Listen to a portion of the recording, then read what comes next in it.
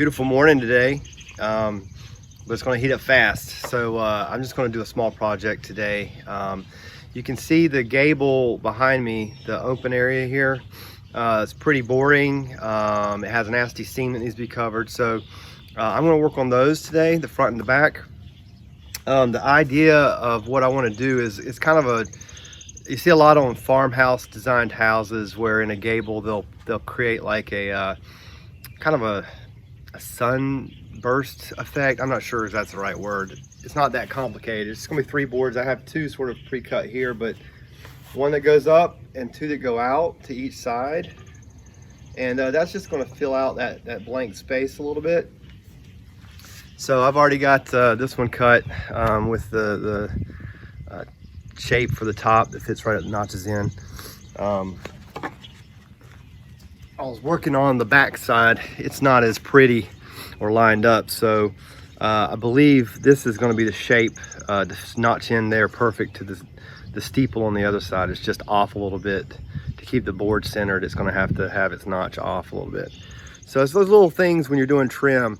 You know, it's not just you don't measure 1 and cut 5. You're going to have to measure each one and make sure it's custom to fit into the building where it's going, because at this point there's so many little errors over the process that, you know, this side of the building is different than this side of the building in measurements, and you have to measure everything before you cut, or you'll be hating yourself for it. So anyway, that's it for today. We're gonna just knock that out, and should look pretty good though when it's done.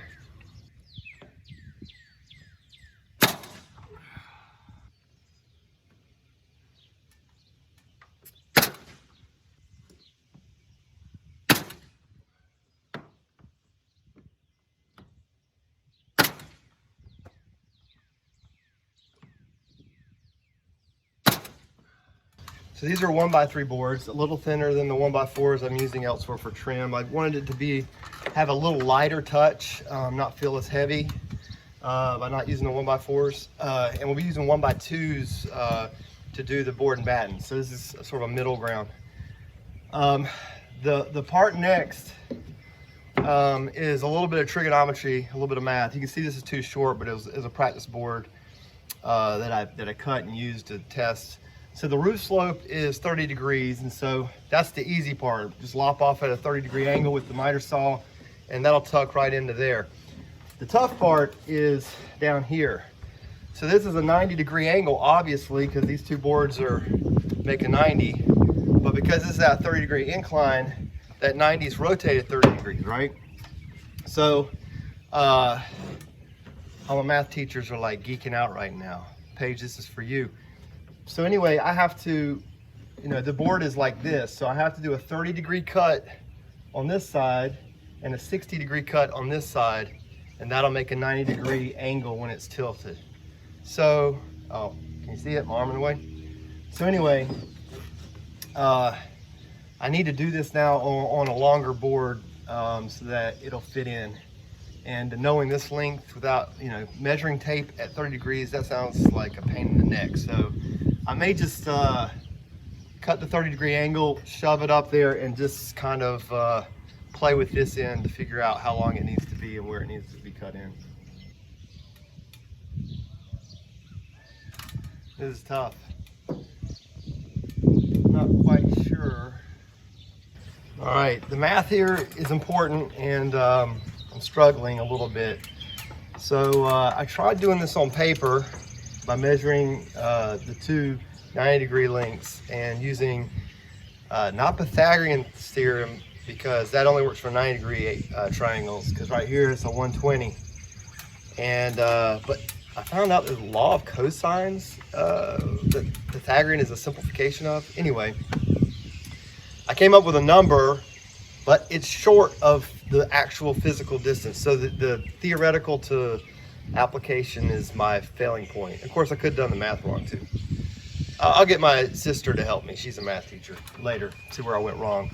Anyway, I'm just going to do it the old-fashioned way. I've got my short board that's got the 90-degree cut in it, just propped up here. And when I run my tape measure along the projected angle,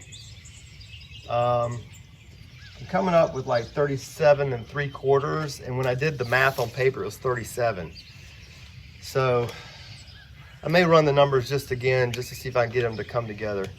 But it's looking like 37 3/4 will be my my good number to use. All right, you can see all the math I was doing. I think the reason I'm off that 3/4 of an inch is because I didn't measure accurately one of the sides to my actual to the triangle with the measuring tape. There's probably some error in there. So I'm going to go with my actual measured distance of 37 3/4, and which is actually, I think, what I cut this board at.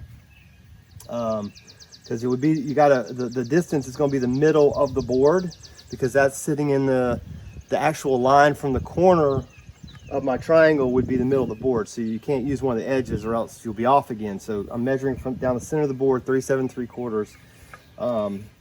And so I had my first 30-degree slope, and to get that 60-degree slope, I just used a speed square. Measure in halfway on the board is 2.5, 1 1/4. Tick that, and then because I'm actually making a 90, I don't have to measure the 60. I just have to measure 90 off my 30. So then I got that line. So that's what I need to cut. And this is always a tricky one because miter saw doesn't do 60 degrees. It's too steep for it. So I may just use the not table saw, but circular saw for that. Or I might get tricky with the miter. Let's see. I'm just going to use the miter saw because I just realized it's a 90 degrees, so I can just cut it straight by putting this flush against the fence here. I've supported the board out to its extension so that it's not wobbling, so it's nice and flat. And now when I bring this down, I just need to make sure I've got a clean cut.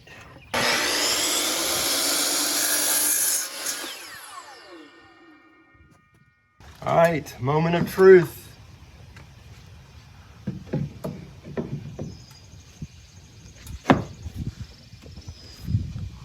It's pretty good. It'll work. Might be off like less than a degree.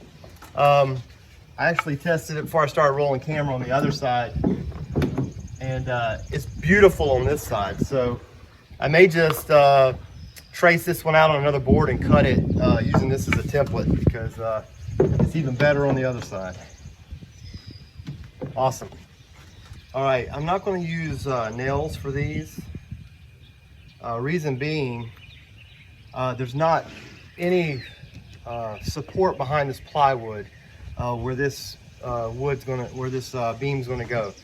So here I had 2x4s, here I had 2x4s, and so I'm going to use some 1 5/8 screws that I had left over from my doors that are just long enough to go through this wood and into the plywood.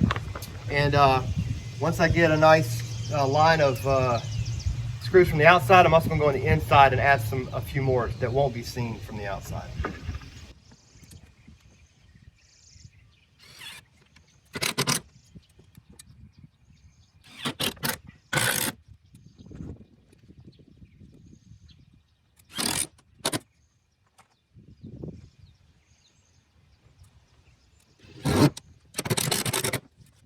What do you think? Like it? I think it's nice. I did decide not to screw from the inside out. The screws are longer than the two boards together, so that would put screw tips coming out the front, and that was a stupid idea. I don't have screws that are short enough, so I could always add it later if I wanted to, or if I see it start separating from the plywood. But anyway, looks good. Just now need to do it on the back. So one other small little thing that Lee had suggested a long time ago when we were putting the trusses up was a cross brace to help just strengthen it. I mean, at the time it seemed really wobbly, and we've since added a lot of structure, but you know what, it's not going to hurt it, and I have the extra 1x4s lying around. So I'm just running one beam up from the front to the middle, and then I'll do another one from the back to the middle on the other side of this 2x4. And I'll just create some triangles in there to give it some extra strength.